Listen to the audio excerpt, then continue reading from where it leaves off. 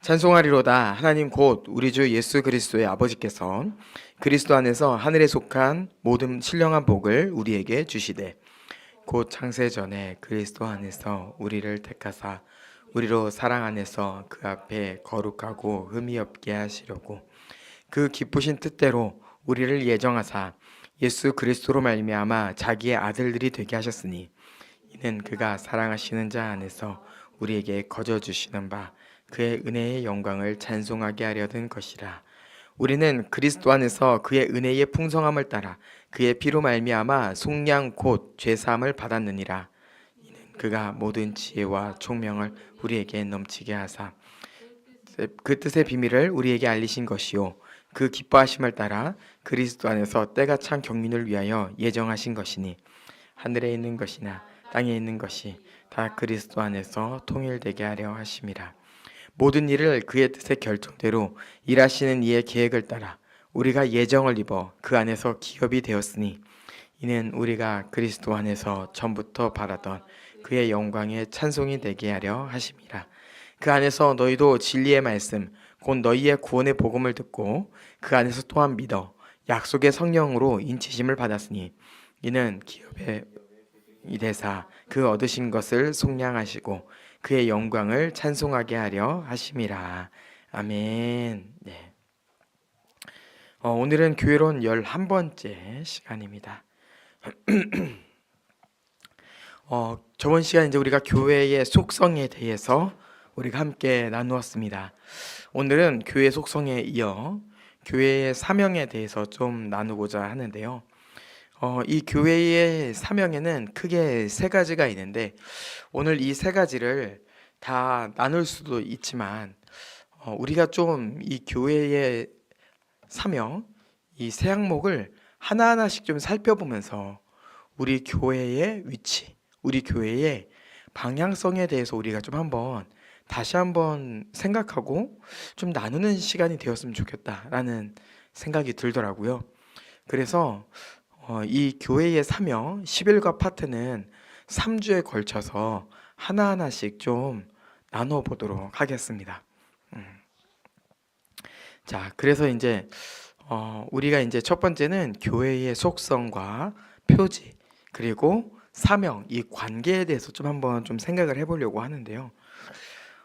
먼저 교회의 속성을 생각해 보면은 이 교회의 속성은 우리가 그때 당시 이것은 초대교회에서부터 이미 있었던 거였습니다. 이런 이야기를 했었죠.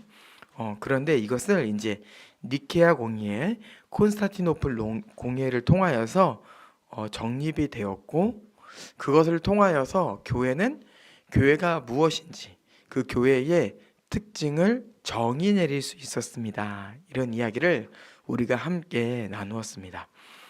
그래서 우리는 이제 교회가 무엇입니까? 라고 이야기했을 때 이 신조 안에 나온 내용을 이야기할 수 있는 거죠. 교회는 하나고 거룩하고 보편적이며 사도적이다 라고 우리는 나눌 수 있는 겁니다. 이것이 교회의 아주 기본적인 특징인 거예요. 이제 우리는 이것을 통해 교회가 무엇인지를 이해할 수 있고 이것을 통해서 무엇이 교회가 아닌지를 구분할 수 있는 겁니다.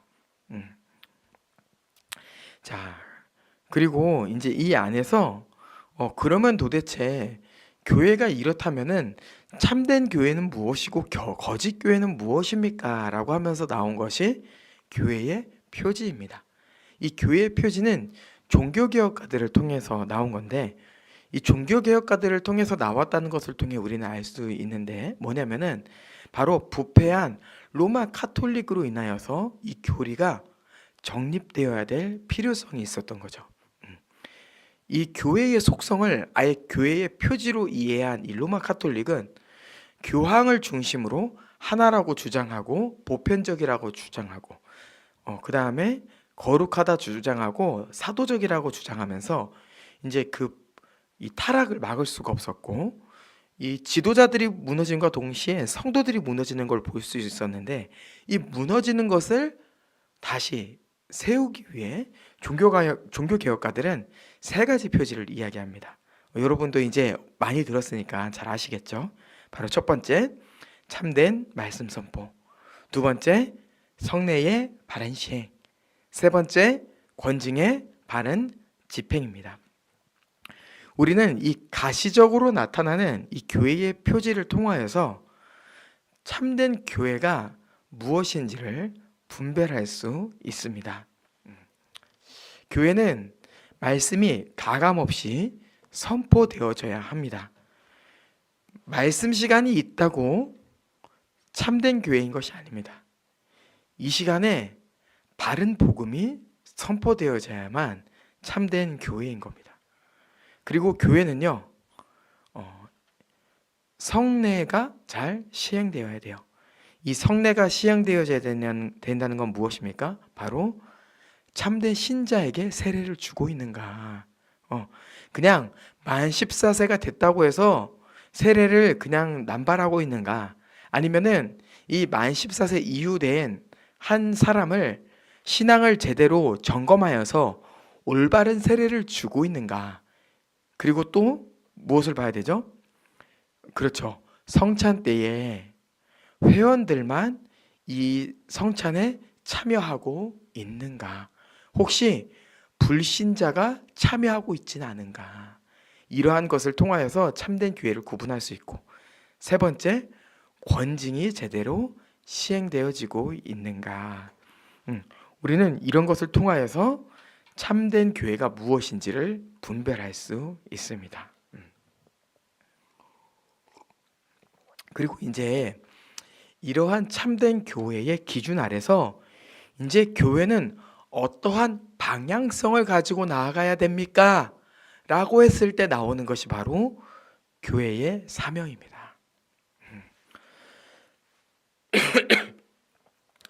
교회의 특징, 속성, 교회의 기준, 교회의 표지, 교회의 방향성, 바로 교회의 사명인 거예요. 이러한 관계를 가지고 있어요. 그래서 이 세 가지는요, 분리되어 있지 않습니다. 속성을 이해하고 속성 아래서 표지를 이해해야 되고 표지 아래서 우리는 사명을 이해해야 되는 거예요. 자, 그렇다면은 참된 교회가 감당해야 될 사명은 무엇인가 라고 했을 때 세 가지, 바로 예배, 양육, 선교, 이것이 바로 교회가 감당해야 될 3대 사명입니다. 성경은 교회에게 이 세 가지 사명을 맡겼어요. 그리고 이 사명은요, 모든 보편 교회가 감당해야 될 사명입니다. 네, 따뜻한 물인가요? 네. 모든 교회가 감당해야 될 대표적인 사명이에요. 제가 이런 이야기를 왜 하냐면요, 우리 교회는 예배하는 교회입니다 라고 하면서 예배는 되게 열심히 잘해요. 근데 교회에서 양육을 안 해. 그러면은 그거는요, 교회로서 사명을 잘 감당하지 못하고 있는 거예요.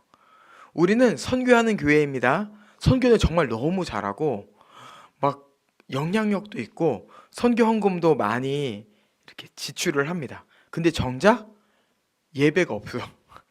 그러면요, 그거는요, 뭔가 교회로서 올바른 방향성을 가지고 가는 교회가 아닌 거예요. 교회는요, 이 세 가지가 항상 있어야 돼요. 이것은 어떤 이렇게 교회가 취해야 될 독특한 색깔을 얘기하는 게 아닙니다. 모든 교회는 이 세 가지 사명을 감당해야 되는 거죠. 그래서 이 성경에 보면 뭐라고 돼 있어요? 하나님을 예배하라. 오늘 본문에도 나와 있죠. 너희가 구원받은 것은 하나님을 찬송하게 하려 하십니다. 예배하라. 그리고 또 어떻게 해요? 너희는 땅끝까지 복음을 정하여 가르쳐 지키게 하라. 제자 삼아라. 세례를 주어라. 양육에 대해서 분명히 이야기하고 있고요. 또 어떻게 돼요? 너희는 복음을 전파하라. 전도, 선교의 사명에 대해서 이야기하고 있습니다.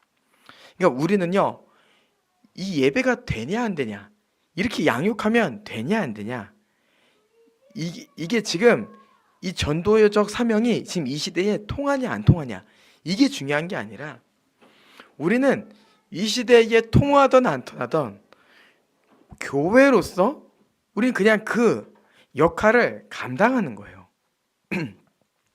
그 역할을 감당함으로 인하여서 하나님이 원하시는 삶을 살아가는 거죠. 그리고 오늘 나눌 이 예배는 교회의 사명에 있어서 가장 중요한 사명입니다.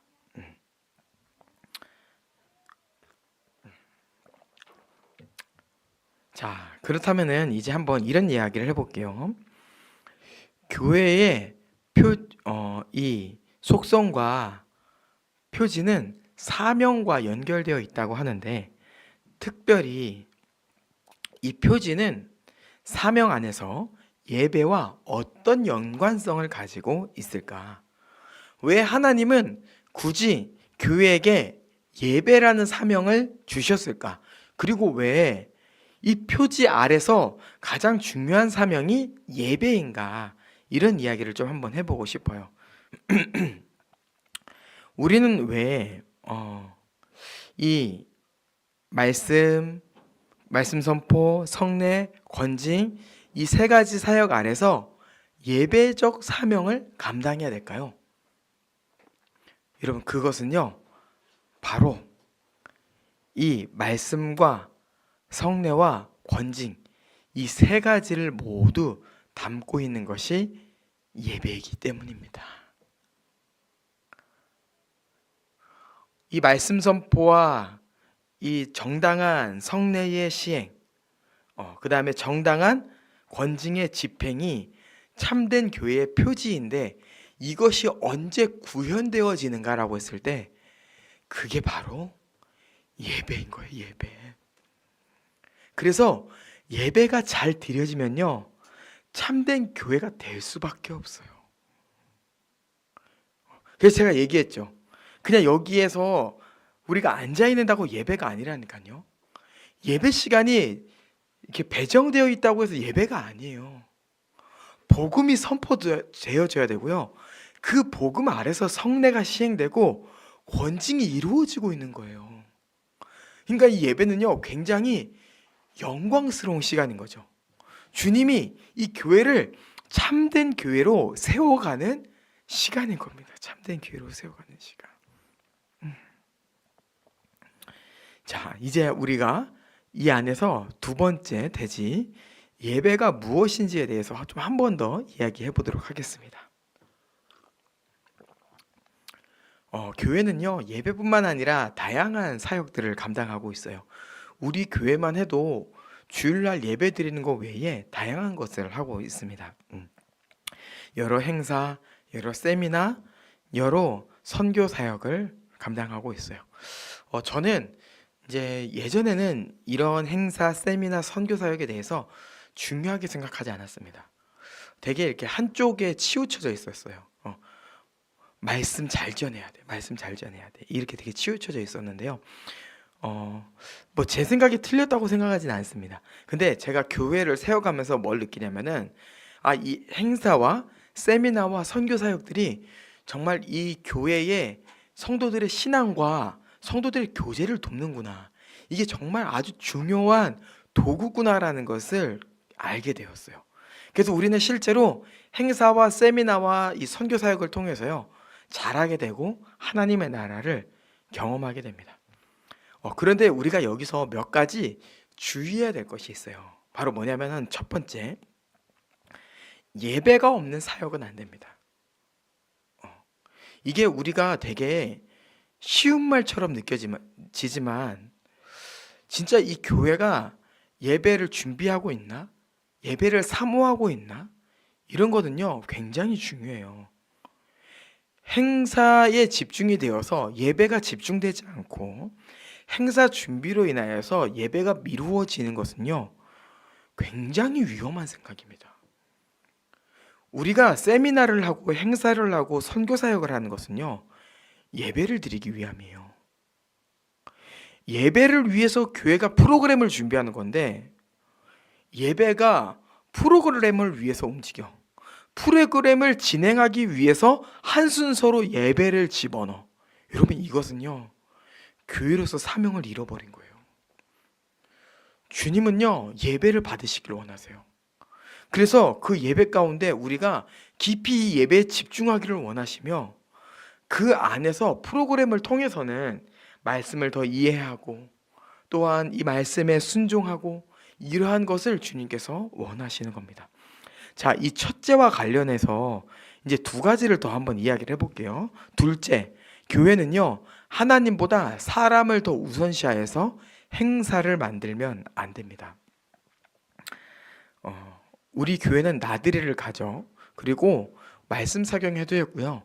5월에는 4주에 걸쳐서 가정과 관련된 설교를 합니다. 그래서 1층 입구에도 이제 5월 설교 커리큘럼을 미리 걸어놨어요.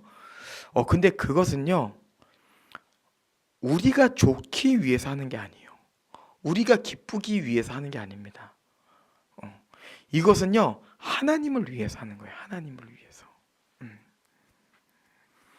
교회가 예배를 소홀히 하면서 나들이를 가고 세미나를 여는 것은요, 굉장히 위험합니다. 위험해요. 지금 이 프로그램을 진행해야 되는데 예배까지 하면 사람들이 너무 지루해하지 않을까? 지금 우리가 나들이를 가야 되는데 예배까지 길게 하면은 사람들이 나들이 가기 전에 지치지 않을까? 이러한 생각은요,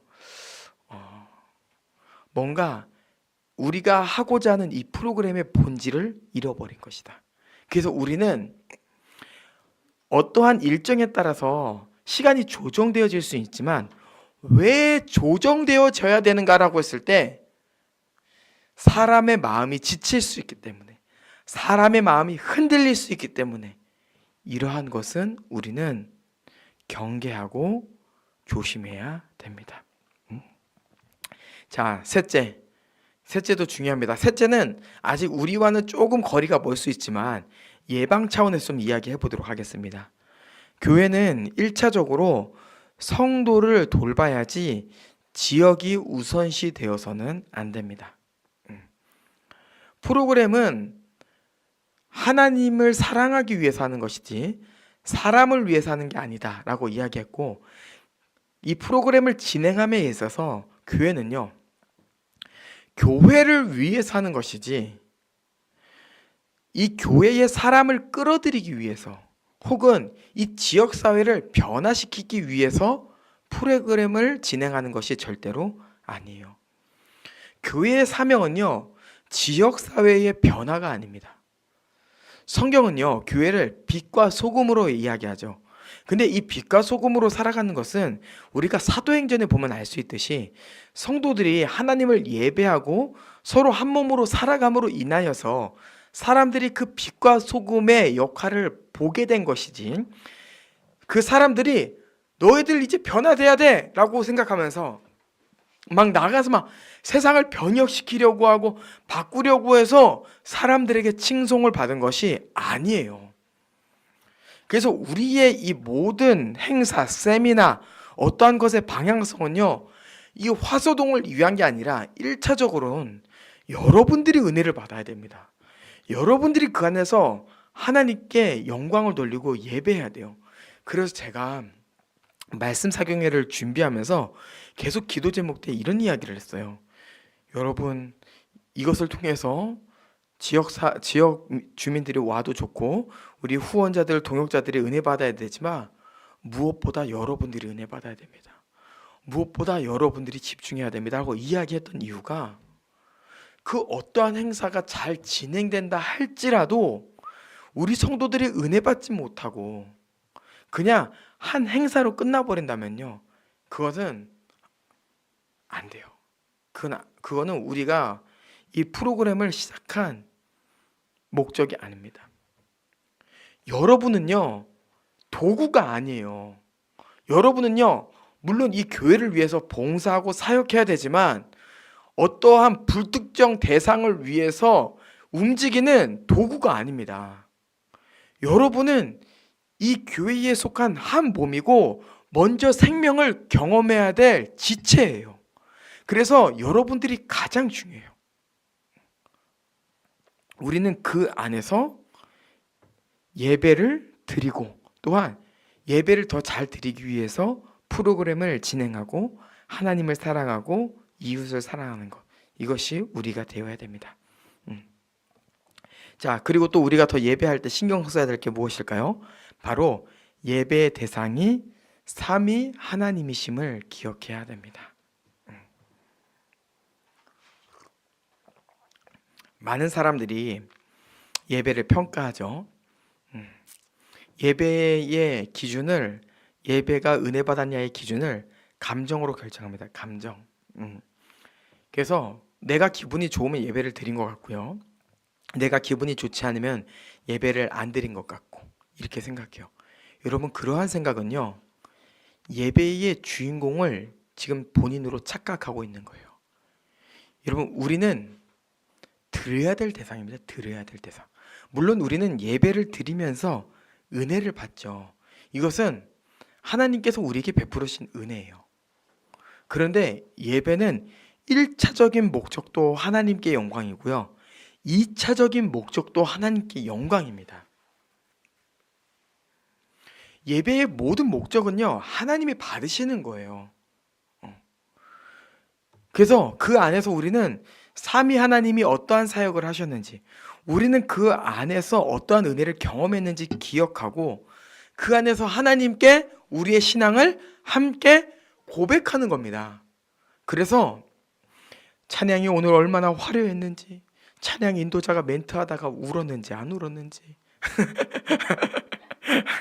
목사님이 오늘 유머러스한 개그를 던졌는지, 오늘 목사님이 감동적인 예화를 던졌는지, 이런 걸로 평가하기보다는 우리는 무엇으로 평가되어야 돼요?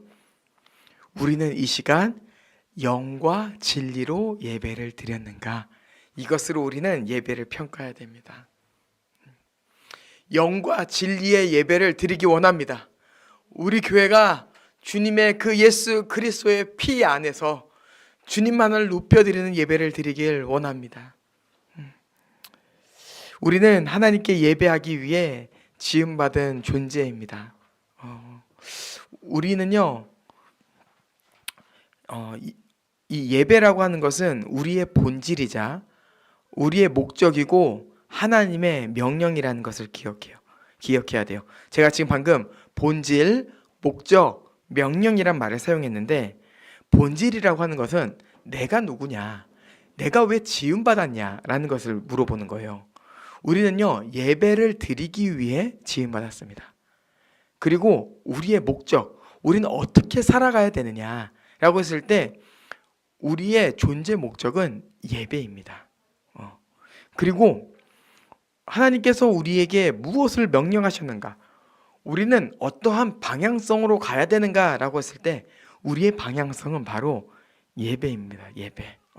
그래서 이 말이 참 좋은 것 같아요. 이게 합동신학대학원에 있는 이승구 교수님 책에서 발췌한 문장인데요. 우리의 예배의 본질은 우리이며 우리의 목적은 예배이고, 다시 얘기할게요. 예배는 우리의 본질이며 우리의 목적이고 하나님의 명령이다. 이 한 문장이 우리의 전체를 설명하고 있는 것 같아 전 참 너무 좋더라고요. 이것을 우리가 잘 기억했으면 좋겠어요. 사모님도 강의 한번 참고해 보세요. 네, 이 문장의 의미를. 자, 그래서 이것을 잘 보여주는 게 뭐예요? 바로 오늘 본문이에요.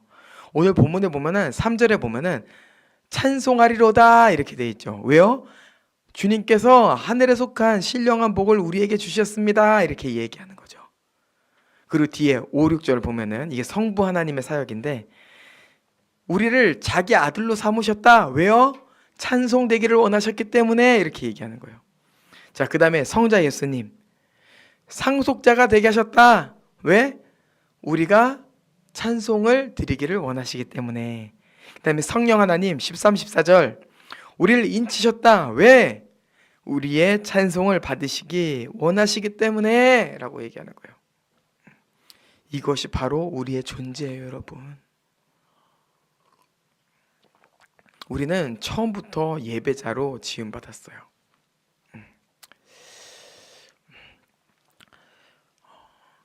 저는 참 이 단어에 대해서 좀 한 번 더 생각해 봤으면 좋겠는데요. 여러분, 우리는요, 한평생 예배자로 살아갈 겁니다. 한평생 예배자로. 왜냐하면은 우리는 피조물이고 피조물로서 조물주를 예배하는 사람으로 지음받았기 때문이에요. 그래서요, 사람은요, 영적인 존재이고 예배자로 지음받았기 때문에 항상 영원한 것을 갈구하며 살아갑니다. 이것을 어디서 할 수 있냐면은 수가성 사마리아 여인의 고백을 통해서 알 수 있어요. 내가 목마르지 않는 물을 마시기 원합니다. 난 항상 갈증을 느낍니다. 어디서 예배를 드려야 됩니까? 이 고백을 통해 알 수 있어요. 근데 이 인간은요, 예배자로 지음받았는데 이 죄가 들어왔다 보니까 이 예배의 대상이 이상하게 돼버린 거예요. 그러니까 왜 사람들은 자꾸 돈을 줬지? 왜 사람들은 자꾸 섹스를 줬지? 왜 사람들은 자꾸 명예를 줬지라고 했을 때 이게 인간의 본질을 잘 보여주는 거예요. 아, 사람은 자꾸 무엇에 대해서 계속 갈망하는 존재이구나라는 것을 알 수 있는 거예요. 그래서 로마서 1장에 보면요, 하나님을 예배해야 될 대상이 하나님이 아닌 하나님이 지으신 것으로 예배한다라고 얘기하잖아요. 그게 예배의 대상이 죄로 인해 뒤틀렸다라는 것을 얘기하는 겁니다. 그리고 인간은 계속해서 예배를 드릴 수밖에 없어라고 하는 거죠. 그래서 인간은 두 가지로 나눠요. 하나님을 예배하느냐, 아니면 하나님이 지으신 것을 예배하느냐. 이 지으신 것이라고 하는 것은 여러분, 우리가 부정적인 것을, 더러운 죄를 생각할 수도 있지만요, 하나님이 지으신 모든 피조물을 의미한다라고도 볼 수 있습니다. 여러분, 돈이 나쁜가요? 돈은 나쁘지 않아요. 근데 하나님보다 돈을 사랑하면 돈은 나쁜 겁니다.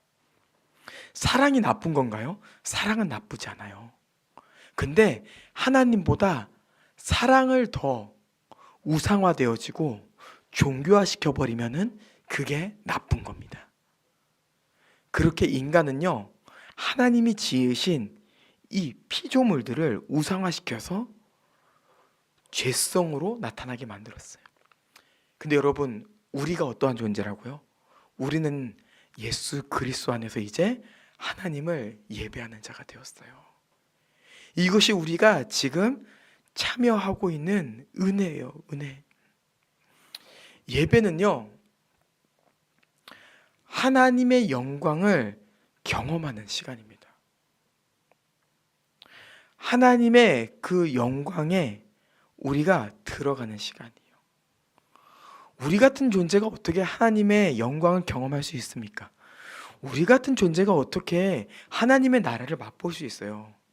근데 우리 같은 존재를 하나님께서 예수 그리스도를 통하여 상속자가 되게 하시고 성령으로 인치심으로 말미암아 이 예배라는 시간을 통하여서 이 영원한 나라, 다음 세대에 맛볼 그 영광을 이 시간 가운데, 이 공간 가운데 끌어오신 거예요.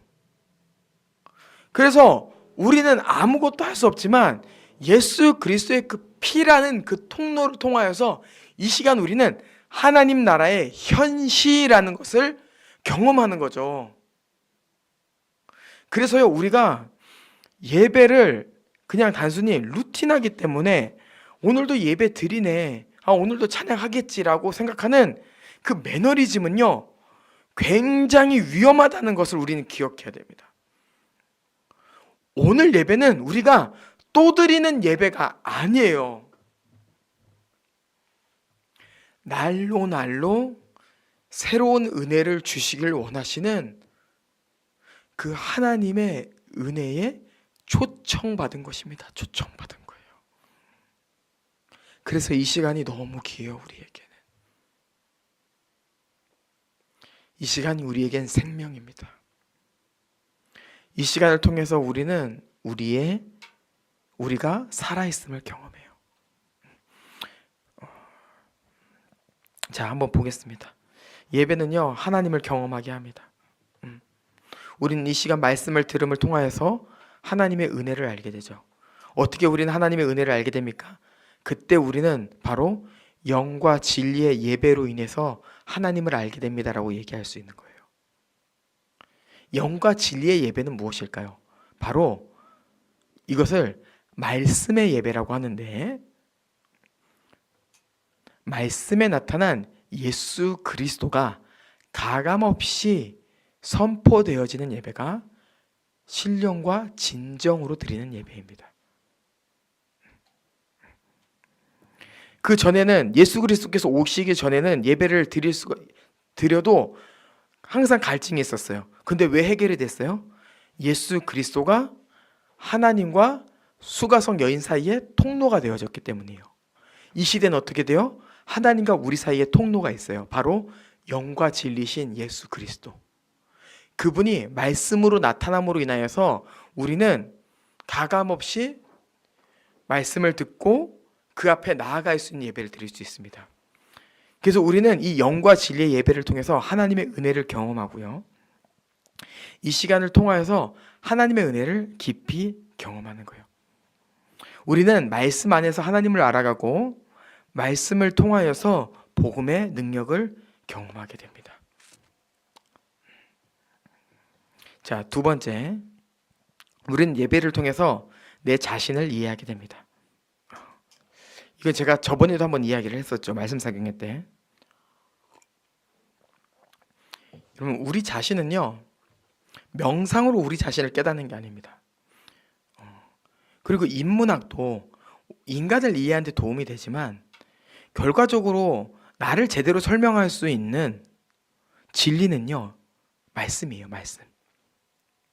왜냐하면 너는 누구야? 너는 MBTI가 뭐야? 너는 혈액형이 뭐야? 이런 것을 성경이 말하고 있지는 않지만 우리를 지으신 하나님에 대한 그 이야기가 성경에 담겨져 있기 때문이에요. 자, 무슨 얘기냐면은 우리는 우리 자신을 본다고 우리를 제대로 이해할 수 있는 게 아닙니다. 우리를 제대로 이해하는 방법은 우리를 지으신 창조주를 아는 거예요. 하나님을 알 때 우리를 이해할 수 있어요. 하나님이 창조주라고요? 아, 그러면 우리는 피조물이네요. 하나님이 예배를 받으시기에 합당한 분이시라고요? 그럼 우리는 예배자이네요. 하나님께서 우리를 구원하셨다고요? 그러면 우리는 구원받은 자네요. 하나님이 우리를 사랑하신다고요? 그럼 우리가 너무나 존귀하네요. 하나님이 누구냐를 통하여서 우리를 이해해야 됩니다. 그게 진리예요. 그게 사실이에요. 그게 우리가 이해해야 될 우리의 정체성이에요. 그리고 우리는 그 안에서 회복되어지는 거예요. 세상 사람들이 아무도 나를 이해해주지 않는 것 같아. 그 누구도 나를 인정해주지 않는 것 같아. 근데 성경이 말하는 거예요. 성경이 말씀하시죠. 내가 너를 인정하고 있어. 내가 너를 이해하고 있어. 내가 너를 사랑해. 그 세상 어떠한 그 권세, 그 세력도 너를 핍박하고 너를 정죄하고 너를 무너뜨린다 할 수 있지만 그 어떠한 사랑도 너와 나의 사이를 끊어낼 수 없다. 기억해, 예배해, 힘내, 앞으로 가. 그 안에서 우리는 위로를 얻고 힘을 경험하는 겁니다. 우리가 경험하는 그 정신병, 너무나 이 시대의 사람들이 많이 경험하고는 우울증, 우리는 그것을 세상의 그런 학문으로도 도움을 받을 수는 있지만 우리 자신을 이해할 때 이 근본적인 문제는 결국에 하나님 앞에서 해결해야 돼요. 예배를 통해서 해결해야 됩니다. 예배. 자, 그래서 어떻게 해요? 마지막, 우리는 예배를 통해서 생명을 경험하는 거예요. 생명을 경험하는 거. 이 안에서 예배를 드리고 삼위 하나님을 배우고 또한 나의 존재가 무엇인지를 이해하고 이 안에서 우리는 참된 안식을 경험하는 겁니다. 참된 안식을 경험하는 거예요. 그리고 이 참된 안식이 어떻게 되는 거예요? 우리의 삶까지 연결될 거예요. 우리 삶까지 연결돼요.